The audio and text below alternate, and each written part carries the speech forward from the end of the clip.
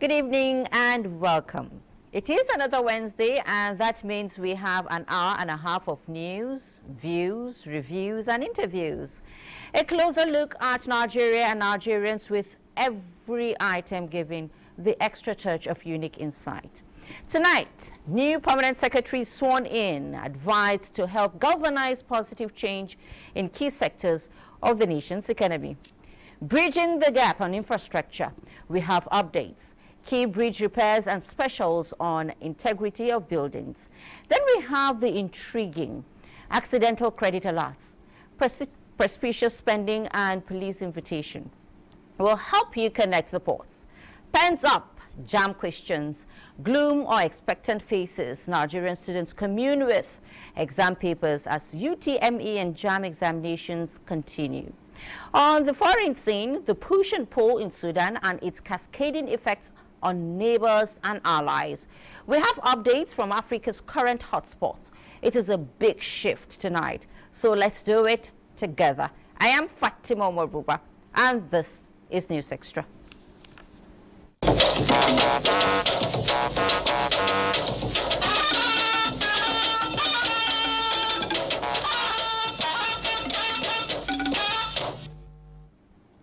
A new national action plan for the promotion and protection of human rights in Nigeria 2022-2026 has been approved by the Federal Executive Council. Attorney General of the Federation and Minister of Justice, Abubakar Malami, announced this while briefing journalists on the outcome of the Federal Executive meeting presided over by President Muhammadu Buhari and State House correspondent Adamu Sambo has the report. The administration of President Muhammadu Buhari has established a record of being the first and the only administration in history of Nigeria that has indeed tolerated, accommodated, and enforced decision of the Human Rights Commission.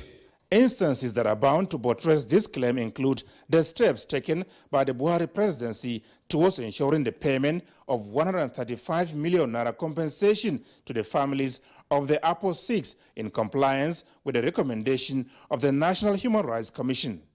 The breach of human rights of those individuals took place long before the administration came to power. The Committee for the Protection of Journalists had equally adjudged Nigeria as the only African country that has been in full compliance in terms of the protection of the rights of journalists, as not a single incident of death of a journalist arising from related infractions has been recorded. With those local and international successes in mind, the need had now arisen for Nigeria to indeed consolidate on the gains and upscale its position from a local observance of the protection of the human right to international standard by way of ensuring compliance with the best practices. And this Justice Minister Abubakar Malami says informed the new action plan for human rights approved for Nigeria by the Federal Executive Council. It is for the purpose of establishing a point that Nigeria is no longer operating at a local scale in terms of the observance and promotion of human rights, but indeed of scaling its international observance to international best practices as far as the promotion and protection of human rights is concerned. For the Minister of Information and Culture, Lai Mohammed, the Buhari administration is indeed finishing strong as it winds down activities for the incoming government. We can very confidently and proudly announce that the Kano-Zaria road, the 137-kilometer, and the Zaria-Kaduna 73-kilometer will be handed over to us on the 15th of May. Ditto, the second Niger bridge will be handed over to us on the 15th of May. The Lagos-Ibadan gate to toll gate, 116 kilometer, will be handed over to us on April 30th. Local Owoto Bridge is also completed. So also is the Ecom Bridge completed. Federal secretariats in Nasarawa, Oka, Bayelsa, and Zamfara states are also completed. In the meantime, the minister explained that the Federal Executive Council approved 1.39 billion naira for the completion of phase 2 of the 2.6-kilometer Uto Bridge, Ikenke, in Delta State of Nigeria. From the State House, Adamu Sambu, NTA News. The federal government has confirmed that no life of an Algerian citizen has been lost in the ongoing violent conflict in Sudan. Minister of Foreign Affairs Geoffrey Onyema and the Minister of State in the Ministry, Zubairu Dada, who announced this after the meeting of the Federal Executive Council, said evaluation of those stranded has started in earnest. State House correspondent Anum Sambu again has that. Since the violent conflict between the Sudanese military and the Rapid Support Forces broke out on April 15 this year, there has been serious concern regarding the safety and security of Nigerians in that country.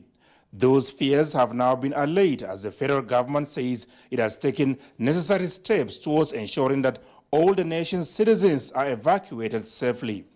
Foreign Affairs Minister Geoffrey Onyema said $1.2 million has already been paid for the exercise being coordinated by the National Emergency Management Agency. We've been able to overcome a number of challenges and have started the process, which we're very happy about. We've secured a significant number of luxurious buses, and it'll take maybe a couple of days to evacuate everybody to the Egyptian border, Aswan. The Director General of NEMA is there, and they are now going to take over with regards to getting them back to Nigeria. The good news is that no Nigerian life has been lost so far. I think it's important to stress that all Nigerians are very safe, and we are very confident and very hopeful that we shall not lose any Nigerian life, inshallah, in this exercise. We've talked to all the authorities concerned, and we're on the same page.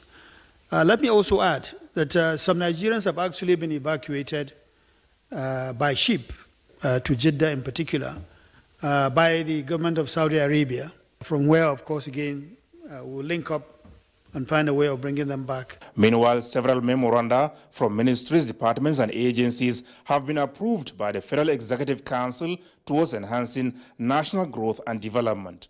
One of them is for the construction of corporate headquarters of the Ministry of Agriculture. FCT allocated a plot to us in the cadastral zone, which is about 1.84 hectares, really at a very strategic central area for the construction of a 10-story building, which we will call Agriculture House.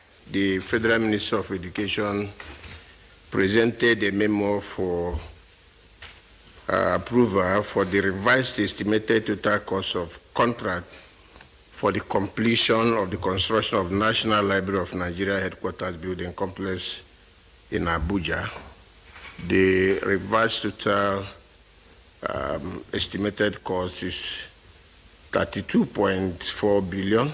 In the council today, we had 3 memoranda, and one of which was bilateral air service agreement with South Africa, which has been approved. The second memorandum was for procurement, installation and commission of Quadrac voice and data radar signals recording solutions in 9 airports. Then the third and the last memoranda was approval for the award of contract for the supply and installation of additional 5 units of East Mage liquid explosive detector machines for 5 airports. The minister, Hadi Sirika, who announced that about 1.9 billion naira will be expended on the 2 projects, once again confirmed that the national carrier, Nigeria Air, will hit the skies before the end of the Buhari presidency. From the State House, Adamu Sambu, NTA News.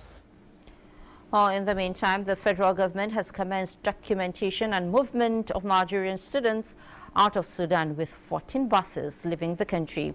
This is coming as United Nations and other countries moved more than 1,000 of UN staff and other nationals from the trouble zone. Musa Baba Aliu has an update. Nigerian government has made an arrangement and received some buses that will be used to transport Nigerian students out of Sudan to Egypt.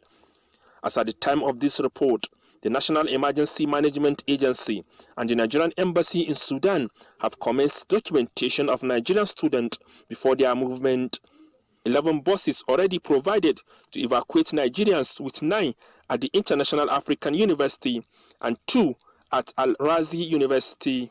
They will be airlifted to Nigeria via Egyptian International Airport. In the meantime, a ship carrying 1,687 civilians, more than 50 countries fleeing violence in Sudan, docked in Saudi Arabia this Wednesday. Saudi Arabia has received several rounds of evacuees by air and sea since fighting broke out in Sudan. The group that arrived in the coastal city of Jeddah from Port Sudan on Wednesday included 13 Saudis, while the rest came from countries across the Middle East, Africa, Europe, Asia, and the Americas. The first successful evacuation flight that has delivered 39 evacuees, of which 19 are Kenyans, 19 are from the Somali nationality, and 1 evacuee is from the Kingdom of Saudi Arabia. Other evacuation efforts continued with a British military transport plane landing in Cyprus with 4,000 Britons. France has also moved its 245 nationals from Sudan and have arrived in Paris. Musa Baba Aliyu, NTA News. And United Nations has again called for an immediate end to fighting in Sudan. UN Secretary General Antonio Guterres made the announcement during a Security Council meeting in New York. And Adebola Brooksland Sunday has the report. Days have passed since armed clash broke out between the Sudanese army and the country's paramilitary rapid support force. UN Secretary General Antonio Guterres at a Security Council meeting on Sudan said prolonged and full-scale war is unbearable to contemplate. Guterres told the Security Council that the 72-hour ceasefire appears to be partially holding, but there is no sign that the warring parties are ready to seriously negotiate, as fighting and movement of troops are still being reported. The fighting must stop immediately. We need an all-out effort for peace. I call on the parties to the conflict, on Generals Abdel Fattah al-Burhan and Mohamed Hamdan Daglo, Emeti, and the Sudanese armed forces and the rapid support forces to silence the guns. It is incumbent on Sudanese leaders to put the interests of their people front and center. This conflict will not and must not be resolved on the battlefield with the bodies of Sudan's people. Guterres, who described the situation as heartbreaking and a setback to the country's development for decades, says the current situation suggests that both sides think it is possible to secure a military victory over the other. Adebola Brooksland Sunday, NTA News. In other news, 6 newly appointed permanent secretaries have been sworn in to fill existing vacancies in the Federal Civil Service. The swearing-in ceremony performed by President Muhammadu Buhari preceded the weekly meeting of the Federal Executive Council. State House correspondent Adamu Sambo has the details.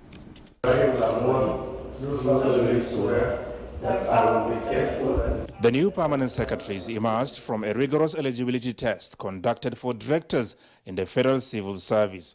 It comprised a written examination, ICT competency exercise, as well as an interactive session with various stakeholders in the public and private sectors of the nation's economy. The new appointees represent states where vacancies existed. They are Mahmoud Adam Kambari from Borno State, Eswambana Nko Asanye Cross River State, and Ambassador Adamu Ibrahim Lamwa, Gombe State. Others are Yakubu Adam Kofarmata, Kano State, Olufemi Michael Oloruntola, Ogun State, and Filangwa Richard, Taraba State. The swearing-in ceremony, witnessed by spouses and other family members of the new appointees, was devoid of presidential address. The head of the civil service of the Federation, Dr. Folashade Yemi Ashong, however, speaks on the expectations of government from the new appointees. It's expected that they will bring their best into the office. It's also expected that they will be diligent, hardworking, and that integrity will be their watchword. I pray that God will give them the grace to do all this. The permanent secretary, spoken to by NTA News, thanked President Muhammadu Buhari for the confidence reposed in them and promised to discharge their responsibilities conscientiously and with high sense of responsibility and patriotism. So we are at the time of transition, and we will make sure that we consolidate on the current government achievements and also buy into the incoming government agenda to assist them to deliver their policies and programs. And this is a huge responsibility vested in us with all the trust and confidence reposed in us. And we pledge and we're going to deliver, inshallah. And it's a new dawn. God willing, we will give the very best to Nigeria and Nigerians. We are going to work hard so that all sectors, wherever one is posted to, we will be able to assist Nigeria to jump back to the position which we came to here as children. No doubt it's a Herculean task. Having come through the ranks in the Federal Civil Service to this point, by the grace of God, I will discharge my duties without fear or favor. I honestly look forward to being able to contribute my best to the development of the nation at a higher level. It's a call to service. As chief administrative as well as accounting officers of the ministries they are assigned to, permanent secretaries are responsible for the efficient, effective and economical management of such organizations. From the State House, Adamu Sambu, NTA News. Now, President-elect Bola Ahmed Tinubu has met with the leadership of the APC and National Assembly as his consultations on the key decisions on the incoming administration continues. Muzwa Wahab reports that Asiwaju hosted some of the meetings at the Defense House. It is the third day after President-elect Bola Tinubu returned to the country from his vacation in France. And the number of visitors, most of whom are National Assembly members, continues to increase. With series of indoor meetings, this is certainly more than a welcome visit. The reasons behind this visit as it pertains to the National Assembly are not far-fetched. The top shot for the Assembly top jobs are apparently seeking the support of incoming president. No, but you know I'm the best. I don't need to talk about that. Among those people running, I'm the best, and I will deliver. I'm the best candidate to work for President-elect. What are you putting forward? Honesty.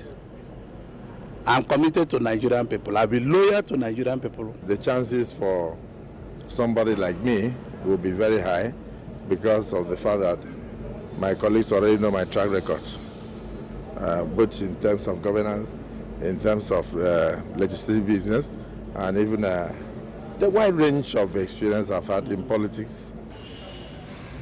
And as the president-elect visited the Defense House on inspection for the first time, this issue was again taken along. It was a private affair.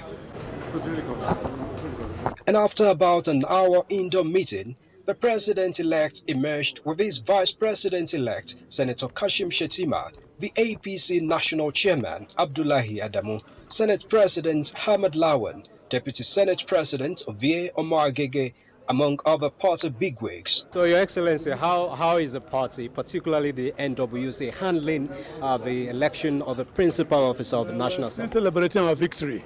Okay. In the last general election. You can see our president-elect is here. The vice president-elect is here.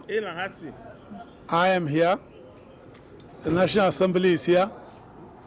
So Nigeria is moving forward. So, sir, Thank you. When should we expect the zoning of national offices, particularly the 10th National Assembly? Since you have a zone in your mind, you determine it. However, for the smooth takeoff and a sustained momentum to ensure good fiscal administration, which it desires, Bola Tinubu too needs dependable allies in the legislative arm. According to executive-legislative relations is the goal. This is the first time that the President-elect Bola Tinubu will be visiting the Defense House here in Abuja, and he is expected to relocate here in the next couple of days ahead of the May 29 inauguration. In Abuja, Musbal and Wahab, NTA News. So a bit on judicial news now. The Chief Justice of Nigeria, Justice Olukayode Ariola, has enjoined judicial officers to key into the new order of knowledge and competence being championed in the judiciary for effective adjudication of cases. This was while swearing in the substantive President Customary Court of Appeal for the Federal Capital Territory. Justice Stanley Adekunle Lawal Olabode Arewa reports. I, Lawal Adekunle Stanley, do solemnly swear. That was Justice Stanley Adekunle Lawal taking the oath of office as the substantive President of the Customary Court of Appeal for the Federal Capital Territory. The solemn ceremony was witnessed by his friends, family members, as well as legal minds from across various jurisdictions in the country. Justice Lawal had been in acting capacity since October 2022. The backslapping and pumping of hands over, it was now time for the Chief Justice of Nigeria to proffer words of advice for Justice Lawal.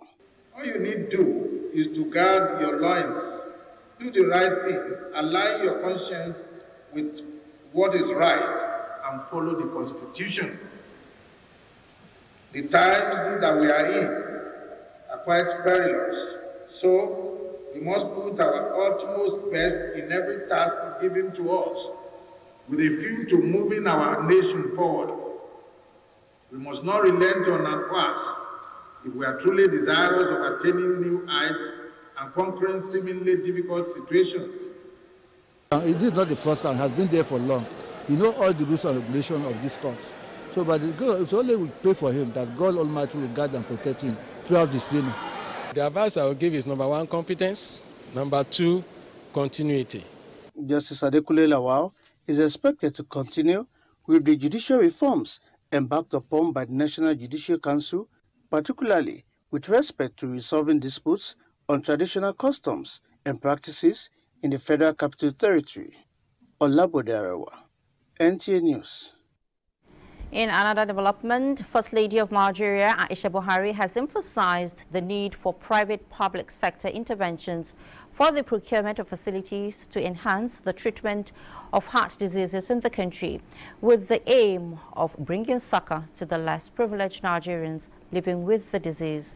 The First Lady stated this while receiving the beneficiaries of the recent Future Assured Cardiac Mission, as well as some of the medical personnel participated in the exercise who were at the State House for a thank you visit. State House correspondent Aliu Kabir reports. In January this year, the First Lady of Nigeria, Aisha Buhari, under the Future Assured program and the Aisha Buhari Foundation, in collaboration with a team of cardiothoracic surgeons from Italy, have offered free heart surgeries to vulnerable Nigerians, particularly children, who have been identified with critical heart challenges from across the country. They were operated at the Federal Medical Center Jabi and other private health facilities within the Federal Capital Territory. The success story is what formed the basis of this celebration, as all beneficiaries as well as members of the medical team who have participated in the exercise converged on the State House to appreciate the First Lady for this laudable initiative for bringing hope to the hopeless. The celebration was also attended by the Italian surgeons who joined virtually. While expressing gratitude to God for seeing the beneficiaries healthier and sound, the First Lady reaffirmed her readiness to maintain similar gesture even after leaving office as the First Lady of Nigeria. She expressed appreciation for the doggedness and resilience of all participants for the smooth operations. Today we are able to celebrate together the success we are able to achieve, as I've been informed that all the patients who were treated and discharged have fully recovered. The feedback and heartwarming updates on how these procedures has changed the lives of patients and their families will always serve as a burning desire and motivation to do more for as many persons as possible. It was indeed a time of great apprehension as well as prayers for me for this outcome. The beneficiaries expressed happiness with this gesture, describing it as unprecedented. The First Lady also reaffirmed her commitment to support all efforts towards improving the health condition of less privileged Nigerians. From the State House, Aliu Kabir, NTA News. The Federal High Court sitting in Abuja has dismissed the suit filed by a candidate of the All Progressives Congress in the last Adamawa State governorship election, Aisha Tudahiru Ahmed Binani.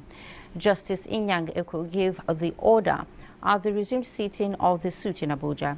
During the proceedings, Binani's counsel, Mohammed Sharif, informed the court about the notice of discontinuance filed by the plaintiff and prayed the court to strike out the suit.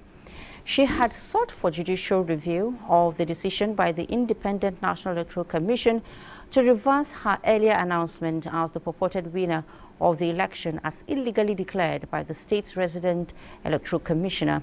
With the notice of discontinuance of the matter, Justice Inyang Eko dismissed the suit instead of granting the prayer of the plaintiff to strike out the case.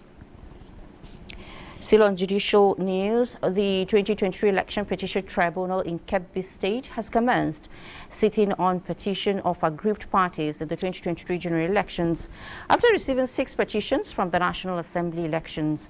Correspondent Abdul Jalil Mohammed Bawa has that. The Election Petition Tribunal in Kebbi State has 120 days to preside and deliver judgment on matters presented before it. In view of this, the tribunal in Kebbi State has commenced with the petition filed by counsel to Muhammad Bala Usman of PDP challenging the outcome of election in Yauri, Shanga and Ingaski federal constituency, which had Yusuf Tanko Sononu of APC declared winner by INEC. Muhammad Bala Usman of People's Democratic Party PDP as petitioner filed a case against Yusuf Tanko Sonunu as first respondent, All Progressive Congress APC as second respondent, and then Independent National Electoral Commission INEC as third respondent. The tribunal under the chairmanship of Justice Margaret Opara adjourned the matter to Friday 28 April for continuation of hearing following an application moved by the petitioners requesting that they put their house in order. In Birnin Kebbi, Abdul Jalil Mohammed Bawa, NTA News. From Birnin Kebbi, let's head to Abakaliki, where the Ebonyi State Election Petition Tribunal has been directed to relocate to the Federal Capital Territory, Abuja, with immediate effect. Secretary of the Tribunal, Dr. Inyo Henry Stekula, announced this to newsmen in Abakaliki. Chinaza John has the report.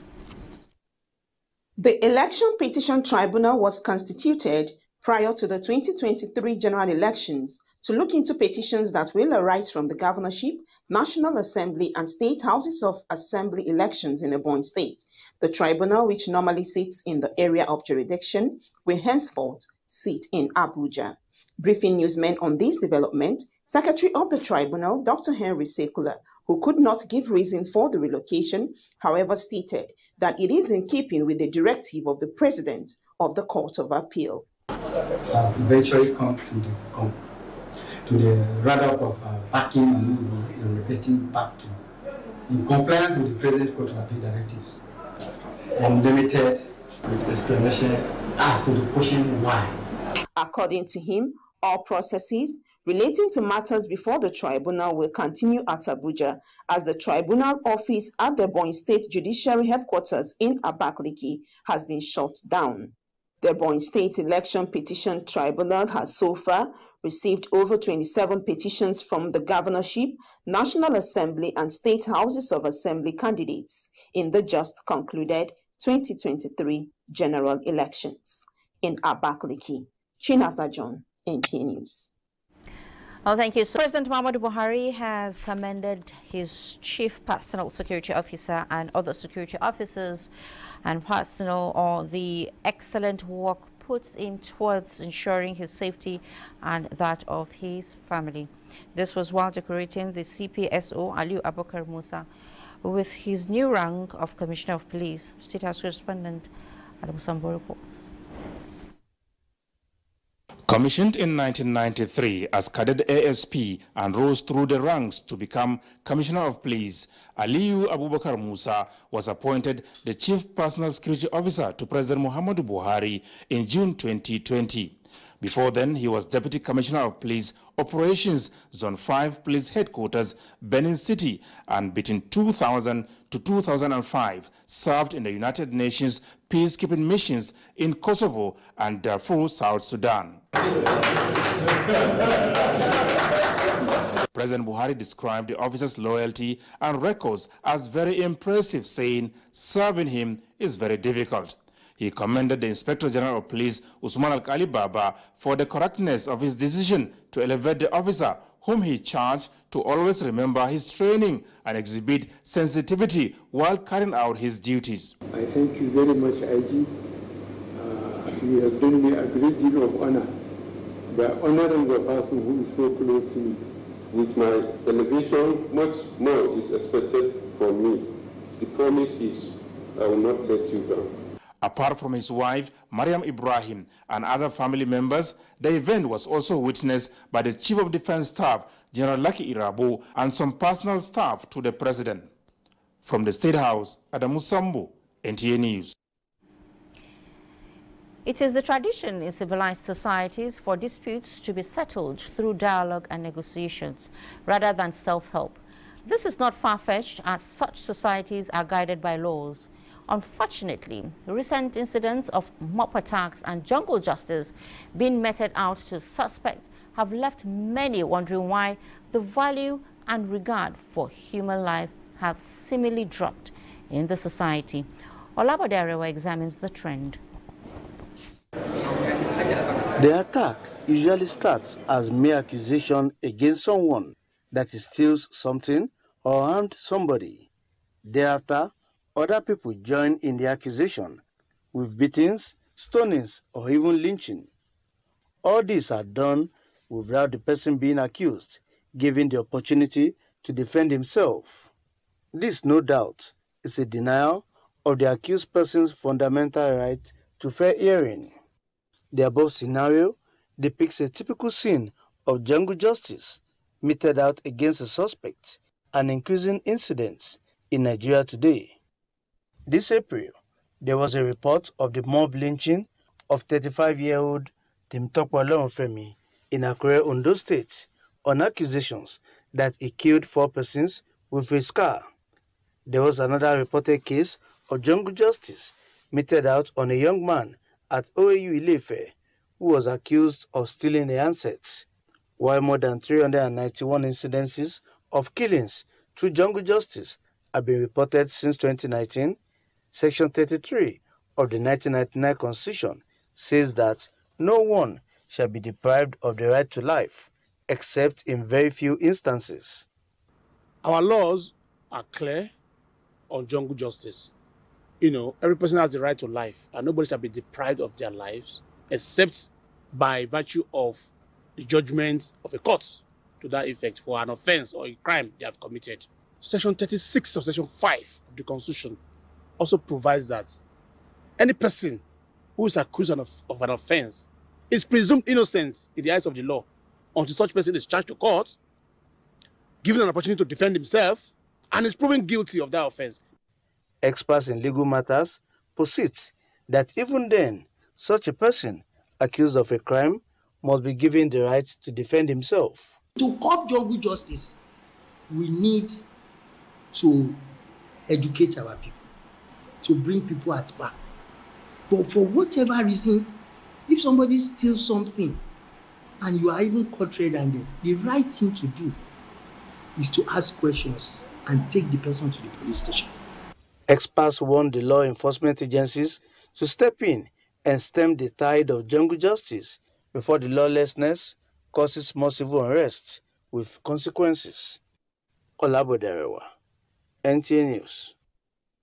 Now, a federal high court sitting in Lagos has struck out an interim forfeiture order obtained by the Economic and Financial Crimes Commission, EFCC, seeking to seize 14 properties allegedly linked to Kogi State government.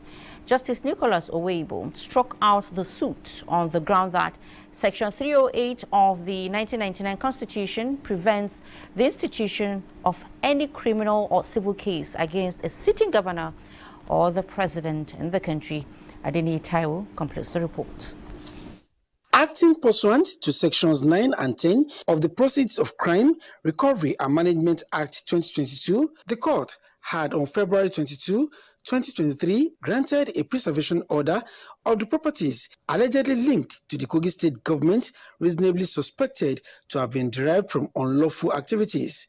The court also ordered EFCC to make publication of the order in 2 national dailies for any interested parties to show cause why the order should not be made absolute. Consequent upon the publication of the preservative order, Governor Yahaya Bello of Kogi State filed a notice of intention to oppose an application seeking the vacation of the interim forfeiture order. The governor premised his application on the ground that the properties listed were not proceeds of unlawful acts, as they were acquired by him long before he was elected as Kogi State governor and could not have been acquired from Kogi State funds. He stated that the interim forfeiture order was obtained by either suppression or misrepresentation of facts by the commission. Regarding jurisdiction, the governor stated that the properties listed were in Abuja, Kogi, and United Arab Emirates, and the personality involved is based in Lokoja, adding that the suit ought to have been instituted either in Abuja or in Kogi State. He therefore asked the court to vacate the case for lack of jurisdiction. In his response, EFCC counsel Rotimi Oyedepo SAN said that the applicants had brought nothing before the court to convince it to vacate the order. He said contrary to the submissions of the applicant, Kogi State High Court or any other court in Nigeria had not stopped the EFCC from carrying out its constitutional duties. In his ruling striking out the suit for lack of jurisdiction, Justice Nicholas Oweibo held that given Section 308 of the Constitution, which gives immunity to a sitting governor from any civil or criminal prosecution, the court lacked jurisdiction to entertain the matter. The properties, including a hotel apartment community in United Arab Emirates, were reasonably suspected to have been derived from unlawful activities. In Lagos, Adeni Taiwo, NTA News. Still in Lagos, while many Nigerians look forward to May 29th for the beginning of another political dispensation, similar countdown to the reopening of Eko Bridge at Akwangbon End has begun for road users and residents of Lagos State. Adeni Taiwo again has an update. Since March 23, 2022, when Akwangbon Bridge was closed to traffic for major rehabilitation work, commuting between Lagos Island via Eko Bridge to other parts of the state has been hectic despite this type of maneuvers by motorists and commercial motorcyclists to still make use of the bridge. It's so terrible. Sometimes you use legalists to consent and come back. I'm not sure. I cannot tell if they can complete this work up to 6 months. With arcades in tow, Yetunde Sulaiman caught the picture of an unwilling trekker. But she is one of the many who have to endure the long trek daily, either from Ijora or Costain to Akwangbon and its environs to eke out a living. She eagerly looks forward to May 29 when, according to contractors working on the project, the bridge will once again be opened to traffic. I'll be so happy that they open it because of that stress. Very too much of it. They are working and they are not relenting. They are working every now and then. So hopefully before May 29 they will finish up. It is a beehive of activities here under the bridge in Akwangbon section of Eko Bridge, where contractors are intensifying work to ensure that the May 29 delivery date for this project is realized. With all this scaffolding and all, you understand the skepticism of some of my respondents who feel that that date may not be realized. But the good thing is that major works under the bridge have been completed. The skin repairs has been done. We have replaced almost all the bearings, even that of the abutment. You know, initially this place was covered, we had covered slab, but according to the minister's directive, the slabs were removed. They are strengthening the bridge to accommodate the load that will be coming on top of it. Attention is gradually shifting to the deck of the bridge, where ahead of resurfacing, 4 expansion joints are being worked on, while crash barriers on both sides of the carriageway are being built. In Lagos, Adeni Itaiwo, NTA News. Well, interesting one from there. The federal government is matching words with action in its quest to diversify the economy through agriculture. The latest action is the inauguration of Gari Irrigation Project in Jigawa and Kano State, which has the capacity to drive an all-year-round farming, create more than 250,000 jobs, and ensure food security. Oluseyi Adebo has the details. The Gari Irrigation Water Scheme was being handed over to the Federal Ministry of Water Resources in 2019. And with all sessions of this project now completed, today is the official inauguration of the project.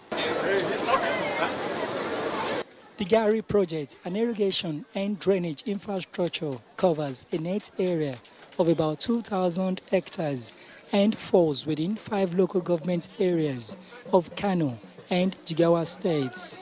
The scheme is structured with features of agricultural value chain, and more than 7,000 farmers are already benefiting. This project also enables the gender participation. This means the women, the youth, and the children are actively involved. Asana Usman, a mother of 8, is one of the thousands of farmers now counting gains from the scheme of more than 14 billion naira upon completion. Kam ai wannan aiki wallahi muna godiya da sa albarka. Da muna hen wuya amma yanzu mun godiya Allah. The project is so important to the lives of our people, and I can say it's a dream come true. And hope that the farmers will make a very good use of it. With transfer of dates and signing of agreements, the Ministry of Water Resources is upbeat about sustaining the scheme. This is the full complement of this project, so there is no need to come back and say we are going to do phase 2. The only thing is just operation and maintenance. And we are going to apply the principles of trimming, transforming irrigation management in Nigeria, whereby we empower the farmers to maintain the secondary and tertiary irrigation infrastructure. The Minister of Water Resources, Suleiman Adamu, also inaugurated the State's Multiplication Center, an establishment of Adeja Jamari River Basin Development Authority in Kura, Kano State. Oluseyi Adebo, NTA News. And Forum of Nuclear Regulatory Bodies in Africa is promoting an effective nuclear safety culture and implementation of the highest nuclear safety and radiation protection standards in Africa. This was at the Body Steering Committee in Abuja. Adebola Brooklyn Sunday was there. The use of nuclear energy presents an interesting dilemma. On the one hand, it produces no carbon emissions, a major sustainable advantage in a world facing climate change. And on the other hand, are environmental and societal risk of nuclear proliferation and the impact of accidental releases of radiation from operating reactors. Established in 2009, the Forum of Nuclear Regulatory Bodies in Africa is aimed at strengthening and harmonizing radiation and nuclear safety, as well as security regulatory infrastructure in the African region. This steering committee meeting of the Forum, 20th in the series, is aimed at developing a 5-year implementation strategic plan 2023 to 2027 to address nuclear and the safety of other radioactive materials, as well as security in Africa. We are now coming to form an implementation plan for the whole of Africa, because you know a lot of countries in Africa are going into nuclear power plants, And a lot of them are going into radiotherapy, nuclear medicine, and other activities involving the use of nuclear and radioactive materials in Africa.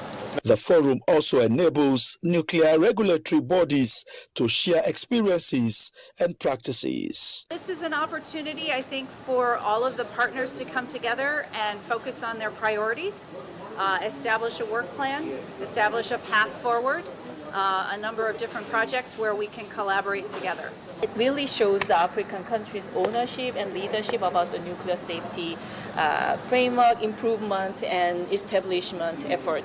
So I'm very glad to see this. And then through this meeting, we would like to set up some long-term plan for the African continent to achieve the strong and sustainable nuclear safety and security framework.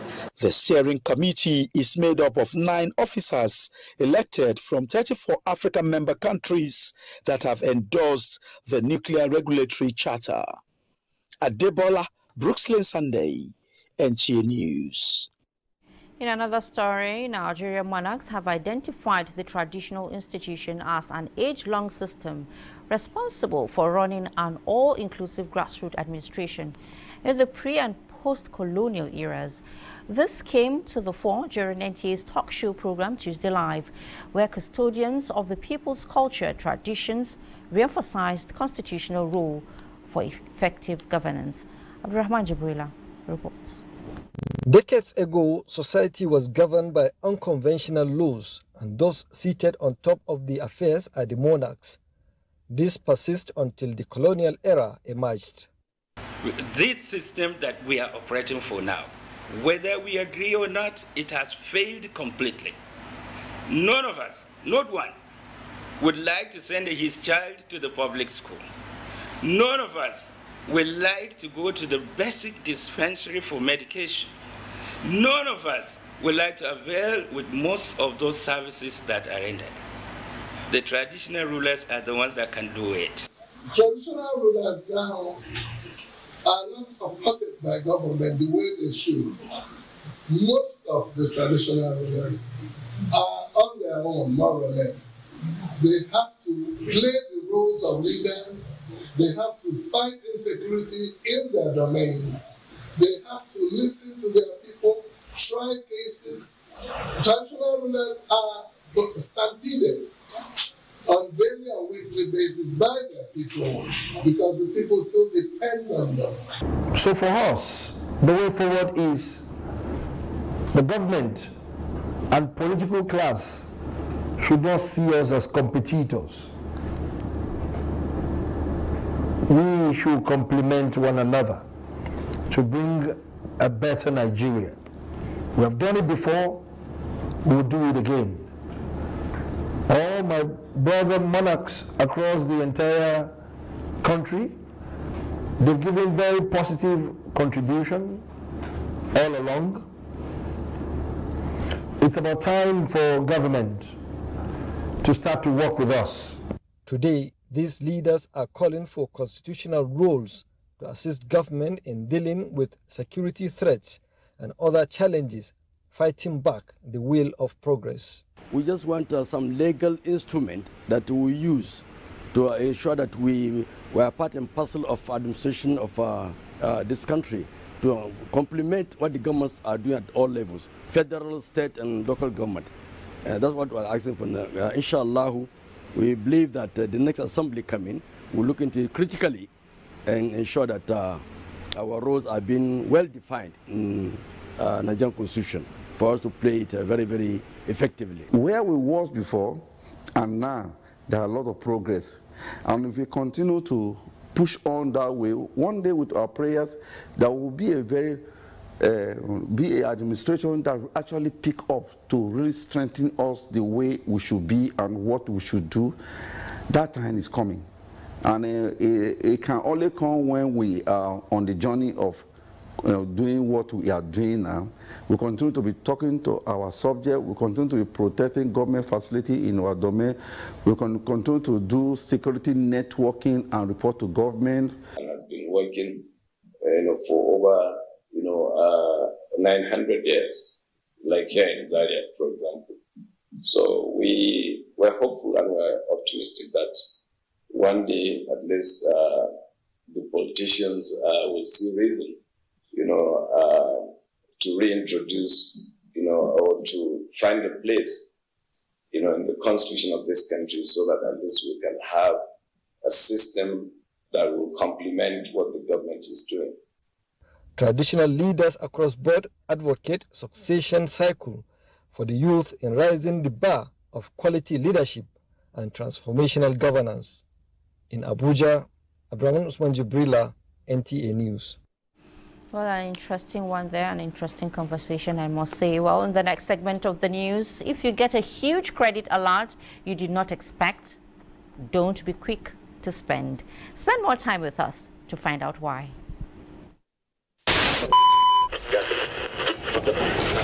Good morning, Nigeria. Year after year, they have informed, educated, and entertained us. When you needed information, knowledge, or an escape. From generation to generation, the Nigerian broadcasting industry has worked tirelessly to serve you. And now, this service will finally be recognized. Come May 17th this year. Thanks so much for staying. Nigerian Breweries PLC, a leading brand in the drinks and beverages industry, has recorded a 26% increase in revenue from 437 billion naira in 2021 to 550.5 billion naira in 2022. The company also declared a dividend of 13.87 billion naira, that is 143 kobo per unit share for its shareholders. This was stated by the leadership of the company at the 77th Annual General Meeting held in Lagos. Amaka Owo reports. The ordinary business of notice of the annual general meeting include to present the financial statements of the year 2022 on the review, among others. The company disclosed that it has continued to surmount challenges, including access to foreign exchange, affecting running of businesses in the country. I can assure you is that necessary strategies are being put in place to make sure that we continue to add value to shareholders' investment. Nigerian Breweries PLC also presented a request for the shareholders' approval to obtain about 110 million euros loan from Heineken International to settle overdue payables. With close to 50% of our input costs being forex denominated, and the mother company Heineken International has come to the rescue. That is where the marketing of our brands comes in, that we also try to engage consumers and give them experiences that they enjoy. Driven by brand mix as evident in inclusion of an energy malt brand, ZAG, to the portfolio in 2022. The company records showed an increase in profit after tax by 8% from 12.9 billion naira in 2021 to 13.9 billion naira in 2022. The company also announced a total dividend of 13.87 billion naira, that is 143 kobo per unit share. If a company pays that out, it's a huge sum of money, and the shareholders are always happy. So the shareholders appreciated it very well.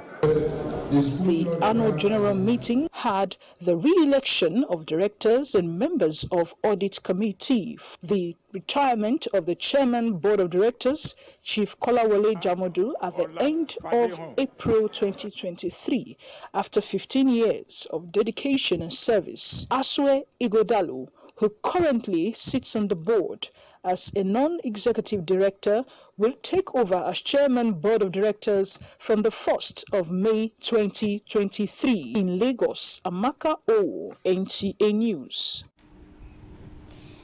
What would you do if you wake up and receive an alert of money sent to your account in error? Accidental payments are increasingly becoming issues of public concern. While some recipients may see the development as a dream come true, it could oftentimes degenerate into a legal nightmare with an uncooperative recipient. Let's join our financial correspondent, Bosede Abel, who has been exploring the world of bank credit errors and the frequency of occurrences and approaches that could be deployed towards redressing the situation.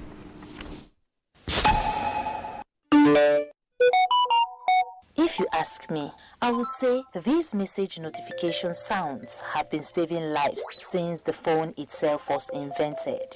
Maybe not all of them, but tell me something. How does your mood change and your heart boil with joy if and when the notification is a bank credit alert? Credit alert made me joyful, most especially when I'm not expecting the alert at that moment. Credit alert sound make me excited. And that is what I am telling about. I reckon the feeling is the same for most people, whether they get the credit alert rightly, and guess what? Even wrongly too. Yes, and I mean those who get money mistakenly sent to them. Mistakes happen at any business, and we have come to know that banks are no exception. These financial transaction errors could happen manually or electronically, but the danger is in how the recipient reacts. The viral story of the POS agent who got a mistake cash deposit of 280 million naira sparked reactions from Nigerians and their disposition concerning the issue. I will first of all contact the bank. How come about the money? Then if I find out the sender, then we know the next action that I will take. If the money comes from the right source and if you really come direct to me, I can spend the money. But if the money does not come direct to me, that is how we have to involve police. If I return it, maybe God is going to touch them to help me. Well, I have to hold on to it. That is mannered. No, God will bless you. God will not come from heaven. He will send somebody. Abdul Mumin Ali, a financial analyst, says bank errors are rare but can happen.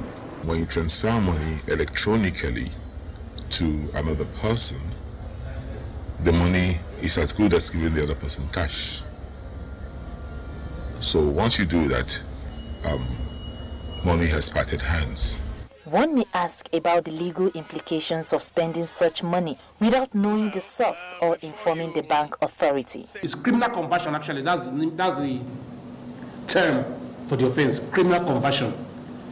You know that money is not yours, but you converted it to your use. That's criminal, and you go to jail for it. Receiving an unexpected check or deposit into your bank account can happen for all sorts of reasons, from a banking error to an overpayment. But while it may sound like a dream come true, the reality can be quite different with repercussions. In Abuja, Bosede Ebo, NTA News. Sure, Bosede, you said it all. The reality can be something else. Well, it's time for us to join Benny Adams on business news, but I would have to ask him. Benny, you've watched this report, and one of our respondents said, you know, manna from above and all of that. What if it's you? What will you do about it? Well, I don't see it as manna from above. It's not my money. I'm going to do the right thing by returning it. Welcome to business. Nigeria has opened trade houses in Egypt, Kenya, Togo, and China to boost trade volumes. As more come on board, the export house wants about products and produce reject. Most of the issues of rejection of Nigerian products is because of just mere documentation. Exporters are not patient enough to follow the various documentation set up by the foreign regulatory agencies. That's just one of the key things we discover. Non-documentation or inaccurate documentation. In some instances, some of the products there are actually banned. And if the product is banned there, if you take the product, there's nothing anybody can do about it. I mean, they have to reject the product, they have to return the product. And in few instances, there are issues of aflatoxin or pesticide presence in some of our products. And so, they have to reject such products because of food health concern. And European stocks closed lower as banking sector jitters return, just as Asia markets mix as well as Wall Street banking fears reignited. Nekauko has more on the markets. Global stock markets moved in opposite directions on Wednesday as recession fears and banking sector strain still weighed on European stocks, while Wall Street stock futures famed on bullish updates from Microsoft and Alphabet. In Germany, the DAX declined 0.51%, with UK's FTSE also down by 0.31%, and the French CAC slipped 0.68%. U.S. stock futures rose in early trade as big technology earnings began to roll out, led by Alphabet and Microsoft. Futures tied to the Dow Jones Industrial Average were up 0.1%, while S&P 500 futures added 0.4% and Nasdaq 100 gained 1.2%. Asia-Pacific markets at their part traded mixed after stocks of First Republic Bank tumbled more than 49% after the regional bank posted its latest quarterly results, saying late Monday that deposits dropped 40% to $104.5 billion in the last quarter, but have since stabilized. In Japan, the Nikkei 225 fell 0.71% to end the day at 28,416.47. The Shanghai Composite closed 0.02% lower at 3,264.1, and Hong Kong's Hang Seng Index climbed 0.71%. African stock markets were mostly lower in midweek trade after a Reuters poll found that sub-Saharan Africa's biggest economies will grow slower this year, crippled by chronic electricity supply problems in South Africa and prolonged cash shortages in Nigeria, while softer commodity prices will also weigh. South Africa's benchmark index declined 0.42%. Namibia's overall index lost 0.16%, while Tunisia's tone index ticked up 0.19%. Thank you, Neka. And coming back home, the equities market strengthens gain by 0.95%, with investors gaining 268 billion naira. At the end of today's trading session, a total of 6.4 billion shares in 5,109 deals, corresponding to a market value of 19.4 billion, were traded. Compared with the previous trading day, Tuesday, today's data shows 172% improvement in volume, 43% improvement in turnover, but 20% decline in deals. The current market capitalization is 28.4 trillion naira. Transcorp Nigeria recorded the highest volume of 6.1 billion traded shares, followed by Aluminium Extrusion Industries 112 million and Access Holdings 60.5 million. Well, that is business news. News Extra returns after this break. Until you get used to it. Yes! What's the big deal? It's just a cereal. Just a cereal?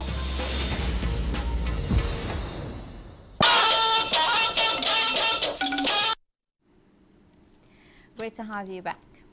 The Eid al-Fitr celebration has come and gone, but for some children orphaned by insurgency in the northeast, the memory will linger for a while as it brought hope of a better life. It was during the celebration that the Jerma UK Academy Sokoto pledged to take in another set of 100 boys and girls who lost their parents to insurgency. A philanthropist and the school proprietor, Alhaji Umar made the pledge at an Eid al-Fitr lunch organized for the orphans, and Alhaji Abdullahi was there.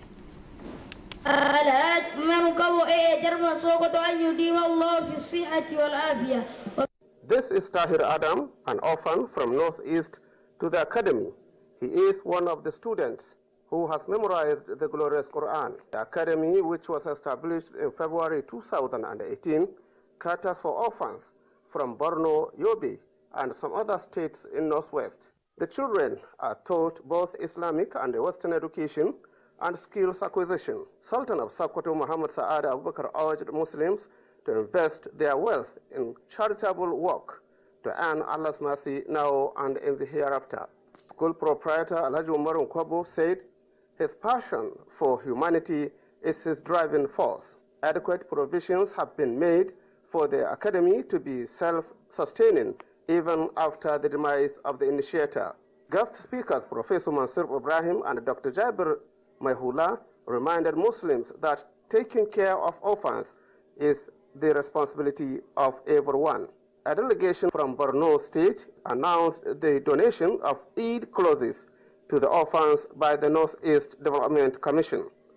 In Sokoto, Dalhatu Abdullahi, NTA News. And the death of one child is enough pain for everyone related to the child. Now, imagine when about 2.2 million children in Nigeria are at risk of dying from vaccine-preventable diseases. This is if action is not taken to bridge the gap of zero-dose immunization. This is indicated in UNICEF's latest immunization report, which calls for strengthening of the primary healthcare system, among other recommendations. Uche Ugochukwu tells us more. With these drops of vaccines, these babies escaped being among the 67 million children in the world and 2.2 million in Nigeria that are reported to have received no vaccine since birth in the past 3 years, and as such are protected against vaccine-preventable diseases and deaths caused by polio, measles, diphtheria, and related diseases. UNICEF's report on State of the World Children on Immunization decried the shortfalls recorded in immunization, attributed majorly to shortage of healthcare workforce and insecurity. Every year, we estimate that more than 4.4 million lives of children are saved thanks to vaccines. So when we look to Nigeria, we are seeing like Nigeria is the second country in the world with more children, zero-dose children. We are doing like a catch-up campaign, a mix of outreach and campaigns with the aim that in the next 700 days to catch up 1 million children that we missed. Although while the rest of the world experienced decline due to COVID-19 pandemic, Nigeria sustained progress but adjudged not enough and urgent action needed. UNICEF identified 1,200 wards in selected parts of the country to invest in community health workers and data. UNICEF is in partnership with Gavi to expand the cold chain stores in Lagos, in Abuja, as well as in Kano. What it also means is that we need to make sure that as we are carrying out these outreach activities, we have the right cold chain equipment at the health facility level and also for the health workers to be able to take the vaccines to the communities. Getting the vaccine in the right place, time, quantity and quality are said to be key in raising the bar of immunized children in Nigeria and Africa at large. Uche Ugochukwu, NTA News. Well, thank you so much, Uche, for that on sports and other reports. Mommy, it is time for us to leave this place. One of your earrings is missing. No one will find it. I'm not willing to take that chance. Have a big plan, Mommy. What do you want? I want a senior position at Dubai. If anything happens to me, go through the content of this envelope and check every single thing. It's done. No one will ever find out the truth.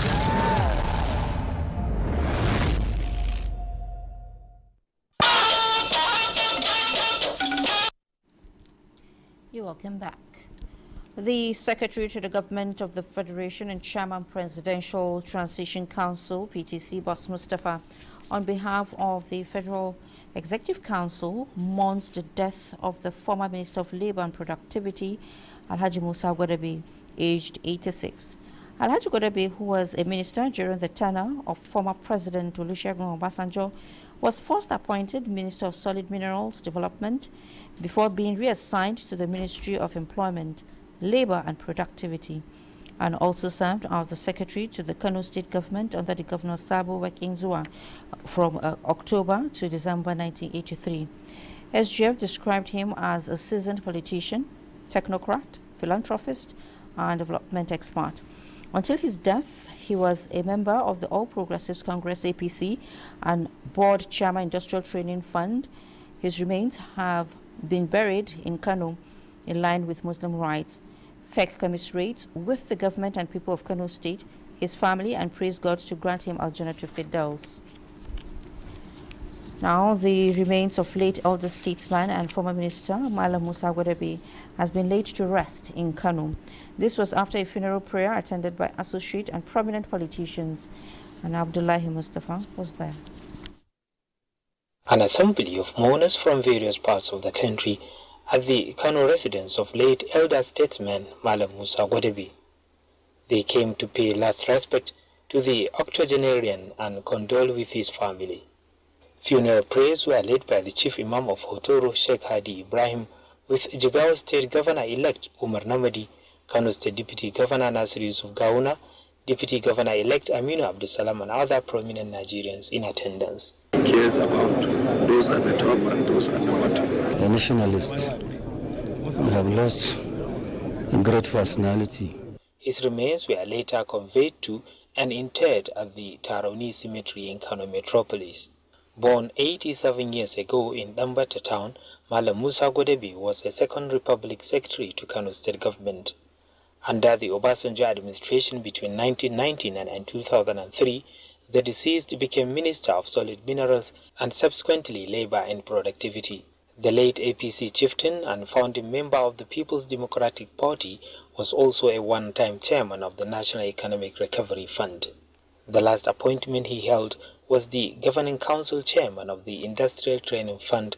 Late Musa Gwadebi is survived by 2 wives, 12 children and many relations. In Kano, Abdullahi Mustafa, NTA News. Meanwhile, the president-elect Asiwaju Bola Ahmed Tinubu showers tributes on the prominent lawyer, Chief Olajide Oyewole, who died recently at 92. Tinubu notes that Oyewole was a notable corporate lawyer and successful businessman with remarkable achievements. He was successful in business, held many important positions in blue-chip companies, including DHL, Barrett Oil Services, and Bolos Enterprises.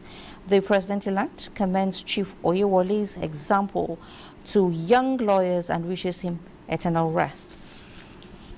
President-elect also expresses sorrow over the passing of his long-term political associate and elder statesman, Malam Musa Gwadebi, the former Minister of Labor and Productivity and one-time Secretary to the government of Kano State, died at the age of 87 in Kano.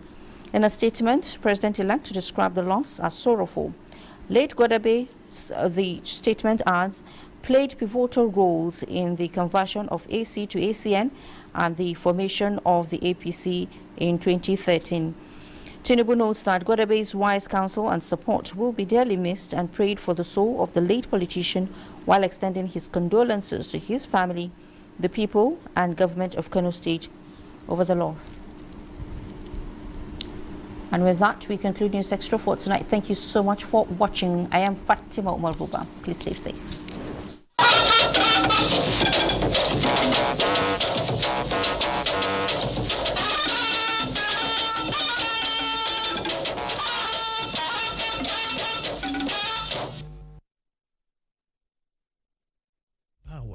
So feel powerful with the NTA News mobile app, the one-stop information center. Real news at your fingertip. Be the first to report by uploading first-hand information on the U-Report link, and be the first to know by simply clicking on any of the links on the sidebar for headlines, domestic and foreign news, economy, security, politics, sports, and more. Stream live on your smartphone and tablets and stay connected. It's pretty easy. Simply download NTA News app from your Google Play Store and you're good to go. NTA News mobile app, your access to real-time information.